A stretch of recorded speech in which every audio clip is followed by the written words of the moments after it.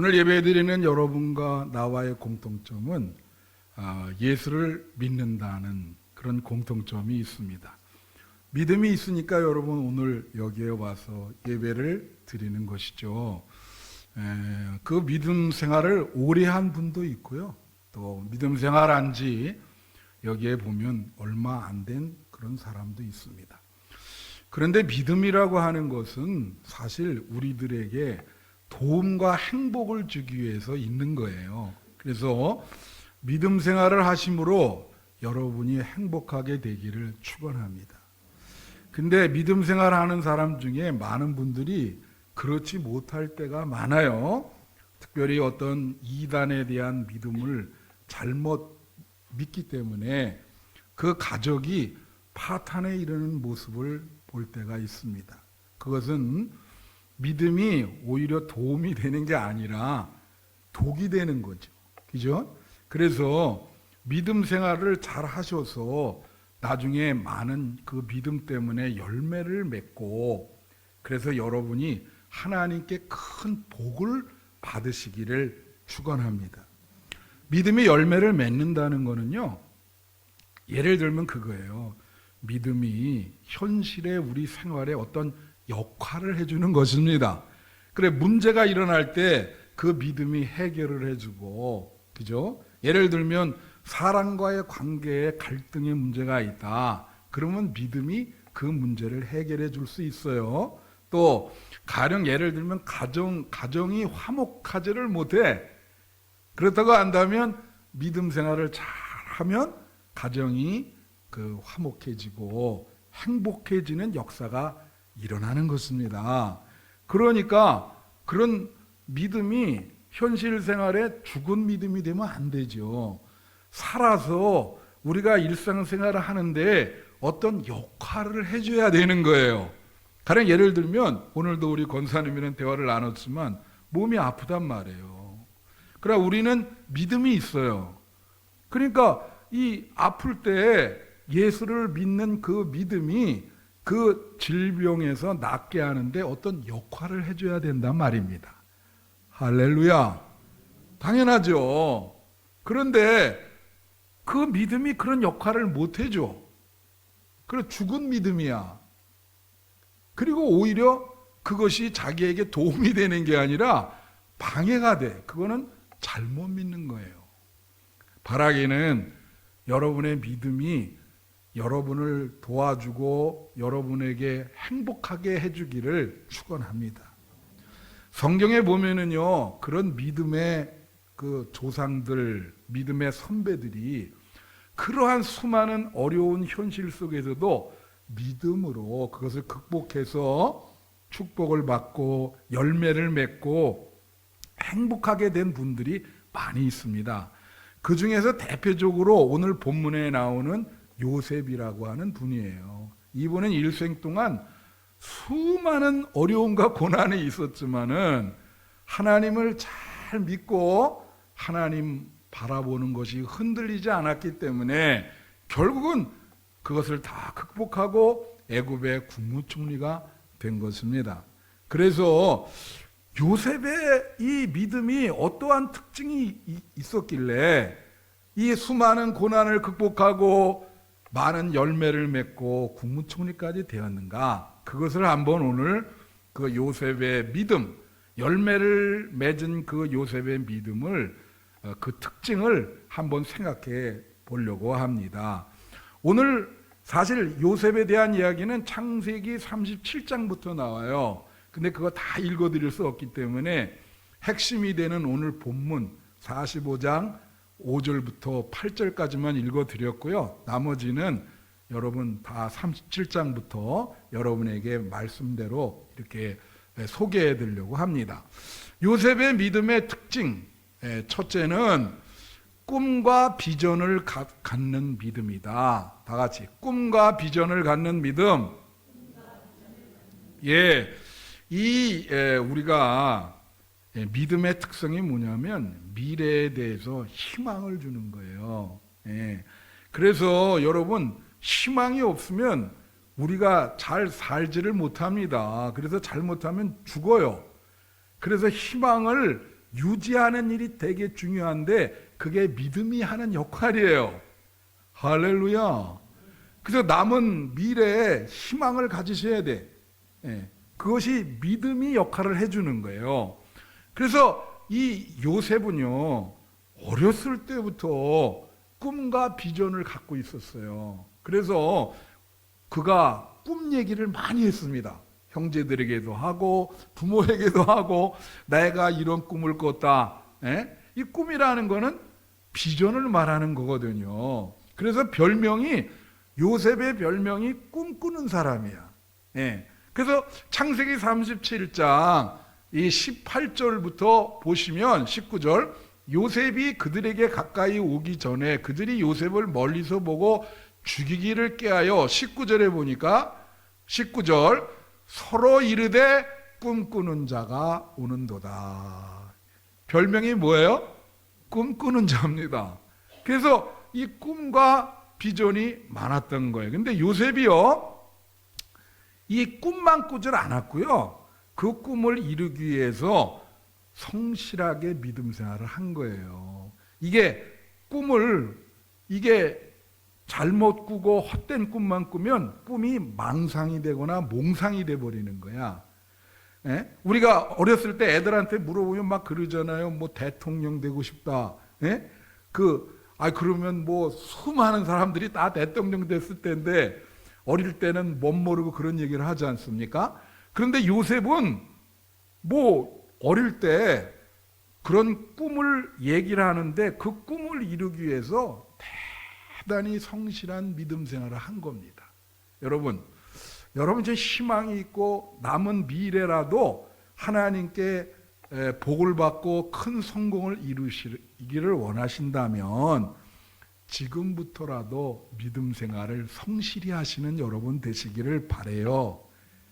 그 믿음 생활을 성실히 하면 미래에 하나님이 여러분의 꿈을, 그 비전을 이루어 주실 줄로 믿습니다.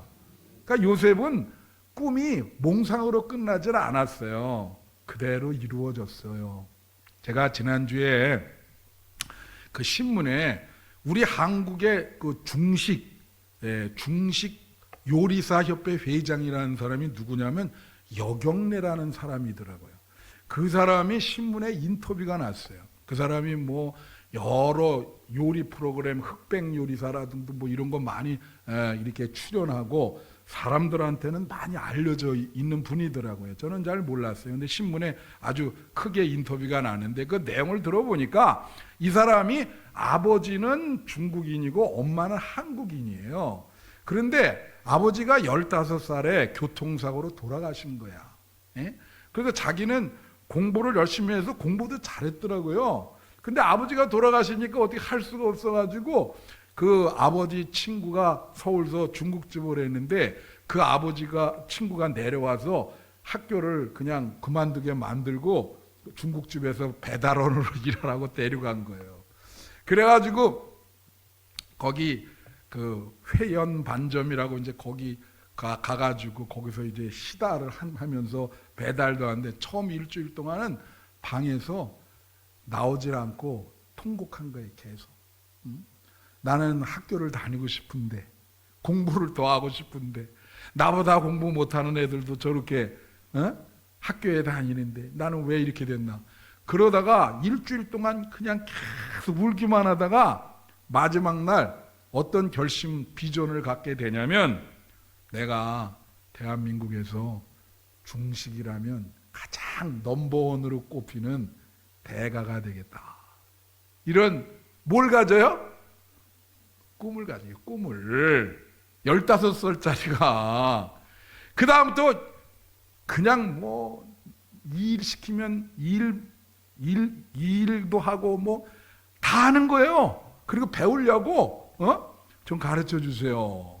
뭐 24시간 성실하게 그냥. 그러니까 그 꿈은 그냥 뭐 이렇게 말로만 하면 됩니까? 그걸 이루기 위해서 별짓을 다 하는 거죠. 예? 그냥 뭐 8년을 그렇게 했어. 8년을. 그래가지고 23살 때 그 호텔 중식의 그 식당의 넘버 2가 된 거예요. 23살에. 그 8년 동안 고생해가지고. 근데 이런 얘기를 할 때 제가 감동을 받는 게 뭐냐면 성격이 이 사람이 좀 내성적이야. 그래서 사람들과 말을 잘 못한대요. 관계를 잘 못 맺는 거지. 그래가지고 어느 날 텔레비를 이렇게 딱 보니까 대기업에서 신입사원 훈련시킬 때 버스에서 막 소리 지르게 하고 뭐 물건 팔고 이러는 걸 봤다는 거예요. 그래서 나도 이거 여기 대가가 되려면 그래도 사람들을 잘 리더십이 있어야 되는데 그래가지고 일부러 버스를 타고 버스 안에서 3년 동안 소리를 지르고 웃고 그랬다는 거예요. 막 깔깔깔 웃고. 그래서 사람들이 뭐라고 생각했을까요? 저 미친놈이 다 있나. 그런 일을 3년을 하니까 성격이 완전히 달라지더래. 그래서 그 다음부터는 자기가 먼저 말 걸고 사람이 완전히 적극적이 돼버리더라는 거예요. 그런 정도로 피나는 노력을 했어요. 그래가지고 지금 대한민국 중식협회 요리사협회 회장이요.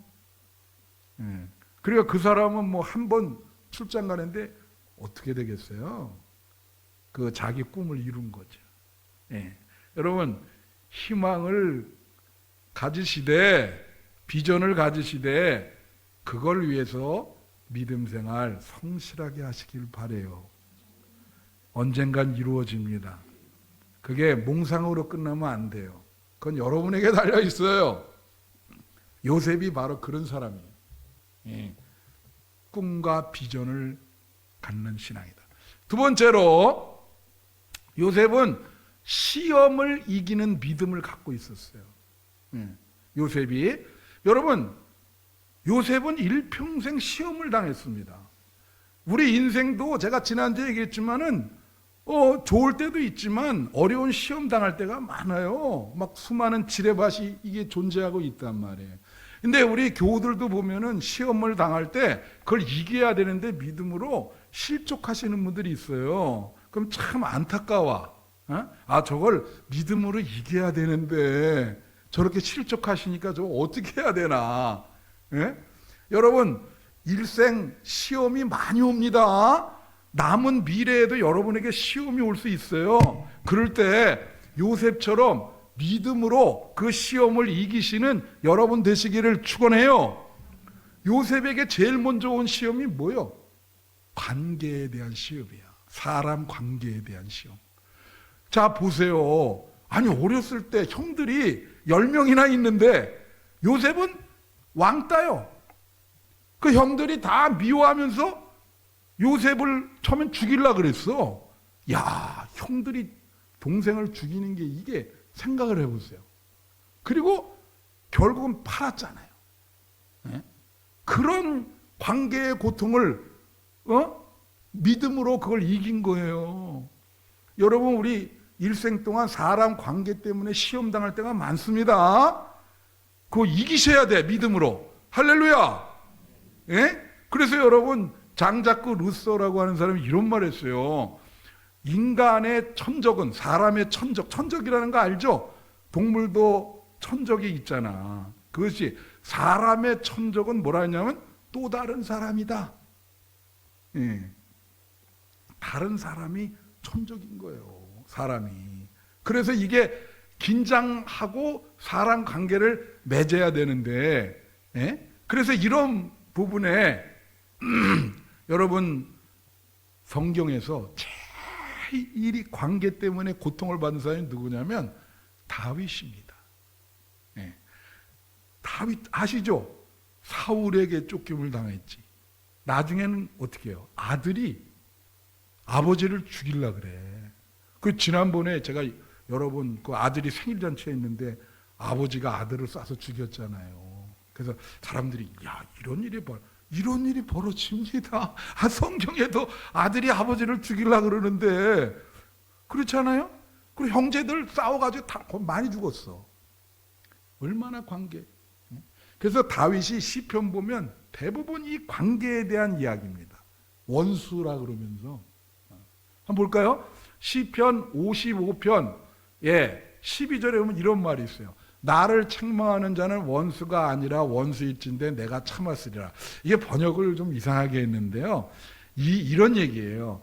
나를 이렇게 책망하고 무시하는 자가 원수라고 하면 참았을 거다 이거예요. 원수는 그럴 수 있잖아요. 그죠? 네.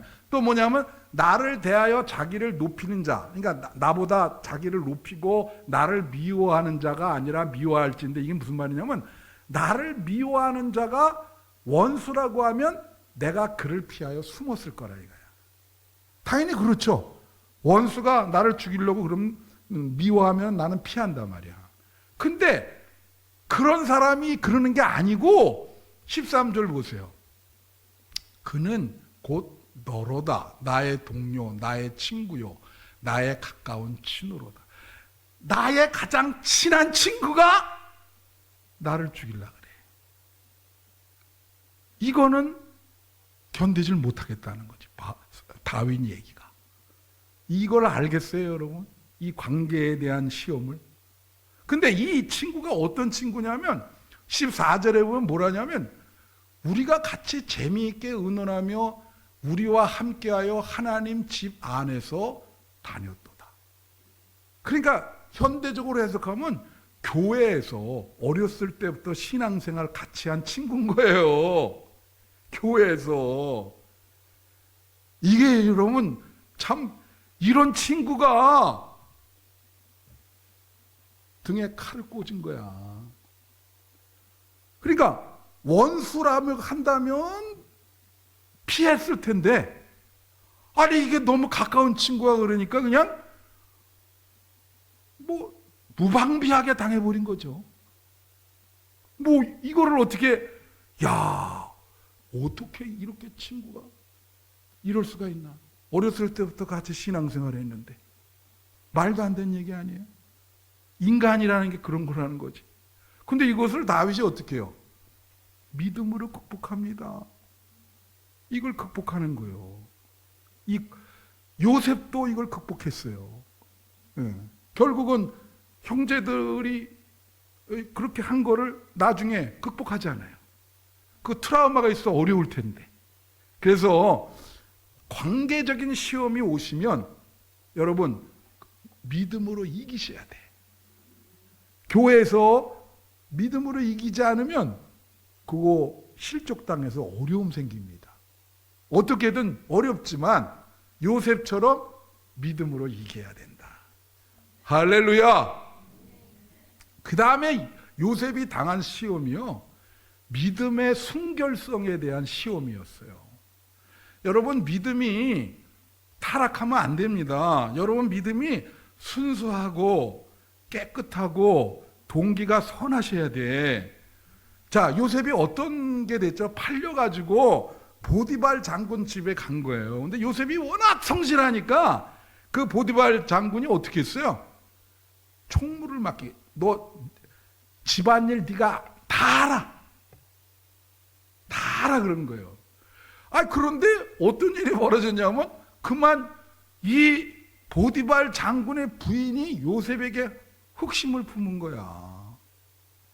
그러면서 막 유혹을 하네.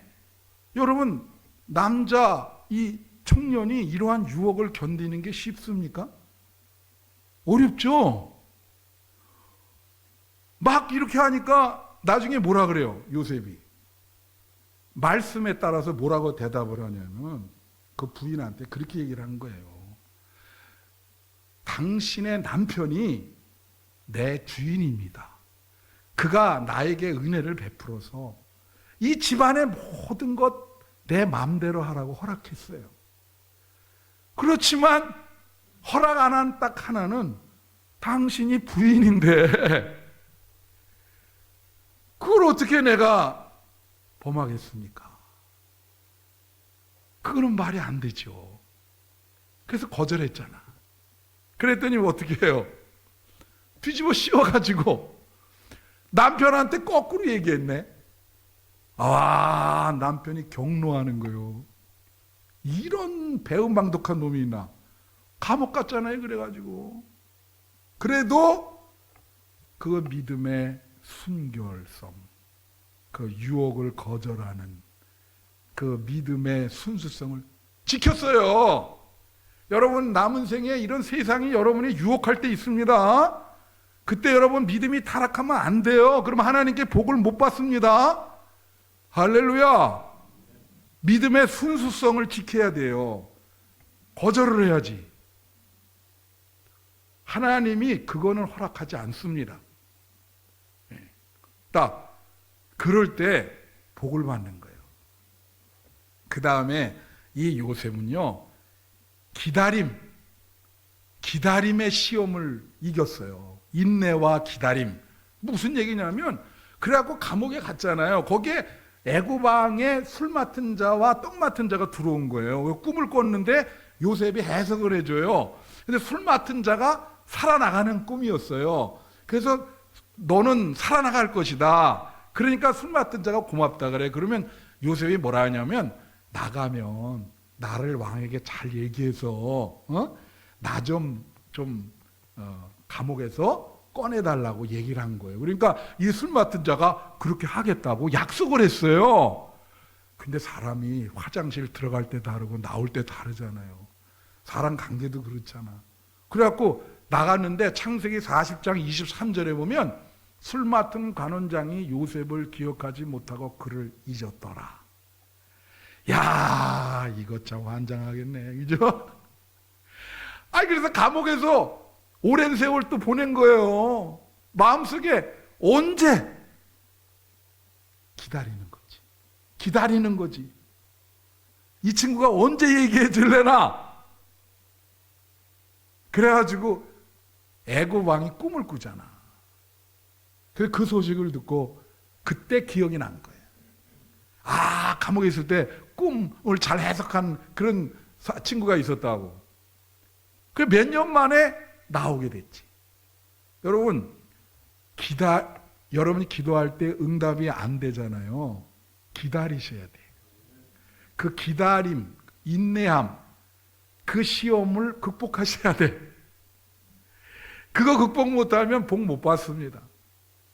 하나님의 손은 천천히 움직여요.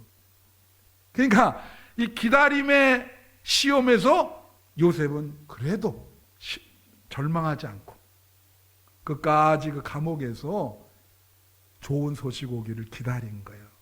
여러분에게도 하나님의 응답이 올 것입니다. 좋은 소식 오기를 기다리세요. 그러면 여러분 미래에 하나님의 큰 은혜와 복이 있을 줄로 믿습니다. 그 다음에 요셉이 당한 시험 중에 하나가 뭐냐면 성공시험이에요. 다 같이 성공시험. 사람이요, 성공하면은 교만해지거든요. 힘과 권력이 있으면 어떻게 돼요? 잘못하면 막 나갈 수 있어요. 그때 조심해야 되거든. 겸손해야 되고. 자, 요셉이 국무총리가 됐습니다. 애굽이라는 나라의 넘버 투맨이 된 거예요. 그러면 제일 먼저 무슨 생각나죠? 이거 형들 보복해야 된다. 이 나쁜 놈들! 이거 가만히 둘 수가 없다고. 그게 정상이잖아요. 예? 근데 요셉은 힘과 권력이 있어도 보복하지 않았어요. 복수하지 않았어. 이게 중요해. 요셉이 복받는, 응? 그게 중요한 거예요. 그래서 복을 받는 거거든. 예. 여러분, 우리나라 사회, 경제, 문화, 정치 보세요. 예? 앞으로 어떻게 될 건가? 예. 나는 그냥 기도만 할 뿐이야. 요셉을 좀 닮아야 되는데, 요셉이 최소한 이 과거에 이 형들이 죽이려고 하고 자기를 팔아넘긴 이 트라우마가 있잖아요. 그 상처가 매우 깊습니다. 사실 요셉도. 그거를 어떻게 극복할 수 있을까? 얼굴 보면 어떤 생각이 들겠어요? 생각을 해보세요. 요셉이 최소한 했던 일은 뭐냐면 통곡하는 일이야. 창세기 37장 이후 보면 요셉이 몇 번 웁니다. 통곡합니다. 그것도 아주 대성통곡을 해. 창세기 45장 2절 한번 보세요. 45장 2절 뭐하냐? 창세기 45장 2절 비춰주시면 됩니다. 예, 요셉이 큰 소리로 우니, 다 같이 큰 소리로 우니 애굽 사람에게 들리며 바로의 궁중에 다 들린 거예요. 다 들린 거예요. 그 큰 소리 통곡하는 게 왜 통곡했을까? 그게 그 한을 삭히는 거죠. 이 카타르시스라 그래 이거를 어떻게 풀 데가 없잖아요. 예? 그러니까 믿음으로 승화시키기 위해서 그 사람들 많은 데서 하고 우는 거지. 여러분, 눈물이라는 게 우리를 정화시켜 주거든요. 예. 통곡을 하는 거예요. 그래서 그 시험을 이겼어요. 할렐루야. 보복하지 않고 성공해서 힘과 권력이 있어도 마음을 비우고, 그래서 하나님이 요셉에게 복을 주는 겁니다. 할렐루야. 세 번째, 요셉의 믿음은 해석을 잘하는 믿음이에요. 다 같이 해석을 잘하는 믿음. 여러분, 믿음이 좋은 사람의 특징은 과거의 사건에 대해서 해석을 잘하는 거예요. 인간의 시간성이 과거, 현재, 미래가 있습니다. 그런데요, 과거 사건을 해석을 잘못하면 현재와 미래가 불행해요. 너무 힘들어요. 근데 그 과거에 참 자기가 여러 가지 당했던 어려운 사건들, 이거를 해석을 잘하기가 쉽지가 않아. 그렇지만 믿음을 가진 사람은 그 해석을 잘 할 수 있어야 됩니다. 그래야 현재와 미래가 그 억압에서 놓아지면서 행복한 삶을 살 수 있는 거예요. 어떤 사람은 과거의 그 사건으로 이렇게 다 얽매여 있어요. 그거를 놓아야 되는데 안 놓아지는 거라, 이게 계속 현재, 미래까지도 계속 나를 붙들고 있으니까 여기서 박차고 나와야 되는데 잘 안 되는 거야. 여러분, 믿음으로 박차고 나오시기를 축원합니다. 요셉이 어떻게 하는지 보세요. 오늘 본문이에요. 5절 창세기 여기 보면 45장, 당신들이 나를 이곳에 팔았다고 근심하지 말라, 한탄하지 말라. 하나님이 생명을 구원하시려고 나를 당신들보다 먼저 하신 거예요. 그러니까 당신들이 팔았는데 그거는 하나님이 하신 거다. 요셉이 왜 그 반감이 없겠어요? 그들이 두려워하니까 안심시키면서 그 하나님의 섭리야. 너희들이 그 이스라엘의 가뭄이 들기 때문에 그거를 미리 양식을 위해서 나를 팔리게 한 것이다. 그렇게 해석을 하는 거예요, 과거를. 그래서 6절 똑같아요. 7절 여기 보면 하나님이 큰 구원으로 당신들의 생명을 보존하고 당신들의 후성을 세상에 두시려고 나를 당신들보다 먼저 보내셨다. 그러니까 나를 파는 거에 대해서 그게 하나님이 하신 것이니까 너무 두려워하지 마라. 그리고 본인은 우는 거야. 8절 그런즉 나를 이리로 보낸 이는 당신들이 아니요 하나님이시라. 하나님이 나를 바로에게 아버지로 삼으시고 그 온 집의 주로 삼으시며 애굽 온 땅의 통치자로 삼으셨나이다. 할렐루야. 이거예요. 과거 여러분 사건들, 실패한 사건 많으시잖아요. 여러 가지 얽혔던 사건들, 이걸 믿음으로 해석을 잘 하셔야 돼. 그래야 여러분이 미래의 행복이 보장되는 거예요. 굉장히 중요한 겁니다. 이거는. 사건과 사람을 하나님의 관점으로 해석을 하셔야 되는 거예요. 내 눈으로 보시면 안 되고 여기 하나님의 섭리에 대해서 확신하잖아요. 당신들이 한 게 아니라 하나님이 하신 겁니다. 모든 사건들을. 사람 만나는 것조차도 그런 관점으로 보셔야 되는 거예요. 내 생각대로 하시면 안 돼요. 제가 먼저 께 있을 때 어떤 권사님이 이 여자 권사님인데 죄송합니다. 이 왼쪽 선 여기가 부러진 거예요. 이쪽이 이게 다. 그래갖고 기부서를 딱 하고 집에서 이제 있어요. 그래서 그분을 위로하려고 갔어. 예배를 딱 드리고 있는데 내가 위로하려고 그러니까 그 권사님이 오히려 나를 위로하면서 뭐라냐면, 목사님 이게 발을 다쳤으면 내가 교회를 못 나갔잖아요. 손을 이게 했기 때문에 그래도 교회를 나가서 예배를 드릴 수 있다는 거예요. 얼마나 감사한지 몰라요. 그러더라고. 그게 들어보니까 일리가 있어요. 근데 또 뭐라 하냐면 이런 얘기예요. 오른손이 아니라 왼손이니까 얼마나 고마운지 모르겠대. 왜냐니까 오른손으로 하면 밥을 못 먹는다는 거예요. 제가 그 오른손으로 먹기 때문에. 그래서 그것 또한 감사했다는 거예요. 그 다음에 또 뭐라냐면, 자기가 이걸 해서 집안일을 자기가 다 했는데 아이가 셋이거든요. 남편은 직장생활. 집안일 못 하잖아요. 그러니까 식구들이 다 거들면서 내가 그동안 얼마나 일을 많이 했고 내가 소중한 존재라는 거를 식구들이 알게 됐다는 거야. 그래서 감사하대.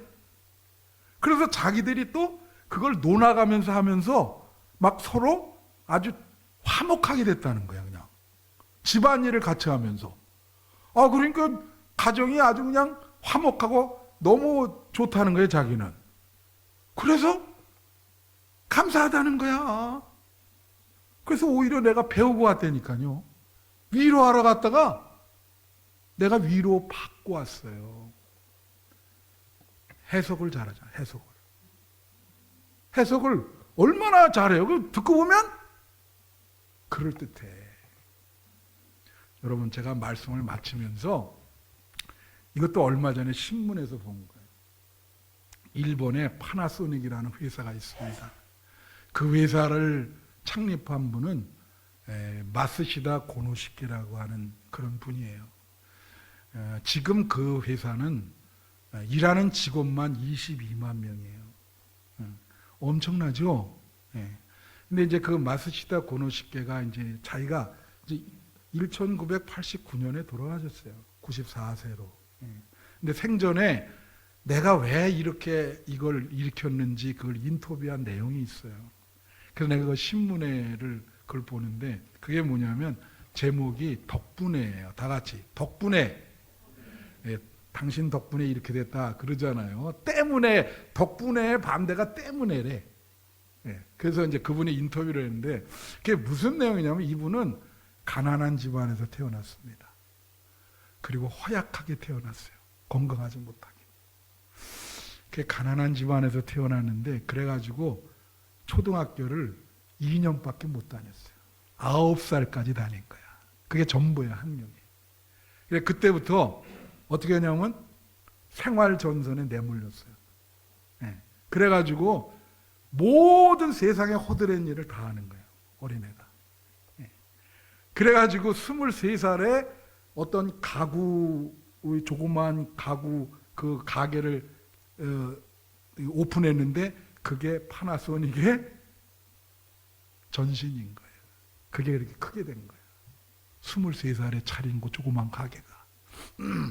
그러면서 그런 얘기를 해요. 나는 진짜 감사하다. 만약에 하나님이 계시다면 정말 감사하다. 왜 그러냐? 가난하게 태어났기 덕분에 자기는 일찍부터 세상에 내몰려가지고 모든 세상 일을 다 경험을 했다는 거야. 그래서 회사를 크게 일으키는데 그 경험이 도움이 됐다는 거지. 그렇지 않았으면 내가 그 회사를 그렇게 키울 수 없었어요. 그 다음에 허약하게 태어났잖아요. 그래갖고 그 다음부터 그 덕분에 건강에 신경 쓰게 된 거야. 그래서 운동도 하고 뭐 이런 약 같은 것도 챙겨 먹고 그러면서 어떻게 해요? 예. 건강하게 94세까지 살았다는 거지. 예. 그 다음에 초등학교 2학년 중퇴야.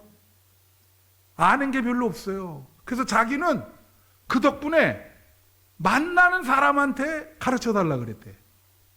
사람마다 다 스승이에요. 나 좀 가르쳐 달라고. 그래갖고 사람이 그렇게 되니까 주변에 사람 많이 꼬이잖아요. 모든 사람이 다 스승이야.